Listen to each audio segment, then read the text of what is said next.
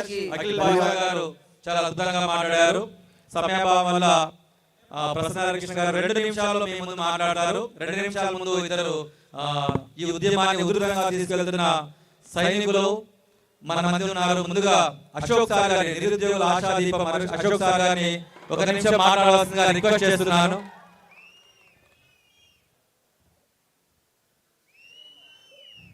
పట్టభద్రుల మిత్రులకి అందరికీ సుస్వాగతం. ఇక్కడ సింహగర్జన జరుగుతుంది. అది నిరుద్యోగుల సింహగర్జన జరుగుతుంది. అది ఉద్యోగుల సింహగర్జన. ఎందుకంటే పట్టభద్రులు ఎవరంటే డిగ్రీ పూర్తి చేసిన వాళ్ళు. ఆ డిగ్రీ పూర్తి చేసిన వాళ్ళ మధ్య యుద్ధం జరుగుతుంది. ఇక్కడ కరీంనగర్ జిల్లాలో 2 డమ్మీ క్యాండిడేట్లని ప్రధానమైన పార్టీలు ఇవాళ నిలబెట్టినాయి. డమ్మీ క్యాండిడేట్లా కాదా? డమ్మీ క్యాండిడేట్లా కాదా? డమ్మీ క్యాండిడేట్లే. ఎందుకంటే వాళ్ళు పట్టభద్రులకు పోటీ చేయడానికి ఎక్కడ కూడా అర్హత లేదు. ఎందుకంటే వాళ్ళకు ఉద్యోగాల గురించి తెలియదు, నిరుద్యోగాల గురించి తెలియదు. ఇవాళ ఉద్యోగాలు ఉన్నాయి, డిఎస్ ఎగ్జామ్ ఉన్నది. డిఎస్ ఎగ్జామ్ గురించి నరేంద్ర రెడ్డి తెలుసా?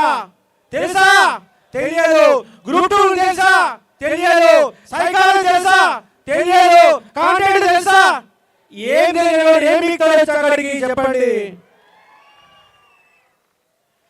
ఏమి తెలియవాడు పట్టభద్రులకి పోటీ చేస్తున్నాడు. ఎందుకంటే అన్ని విషయాలు మాట్లాడడానికి 119 ఎమ్మెల్యేలు అసెంబ్లీలో అన్ని విషయాలు మాట్లాడడానికి. కానీ పట్టభద్రుల తరఫున మాట్లాడడానికి ఏ ఒక్కడు లేడు.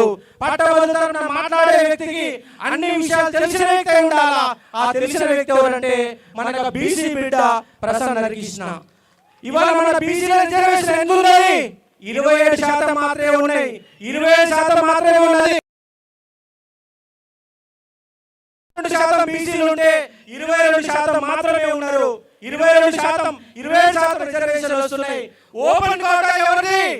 ఓపెన్ కోటా ఎవరిది? బీసీలదే. బీసీల ఓటు బ్యాంక్, బీసీల వాటాని అందరూ పంచుతున్నారు. ఓసీలు ఉన్నది కేవలం 10% మాత్రమే, 13%. 10% రిజర్వేషన్ తీసుకున్నారు. కాబట్టి మన వాటా కోసం మనం కొట్లాడుదాం. నిరుద్యోగుల తరపున, పట్టభద్రుల తరపున అసెంబ్లీకి మన ప్రసన్న కృష్ణ గెలిపించే బాధ్యత తీసుకున్నాం. వారం రోజులుగా నేను అన్ని లైబ్రరీలు తిరుగుతున్నా, నిరుద్యోగులందరూ ఏకం చేసే ప్రయత్నం చేస్తున్నా.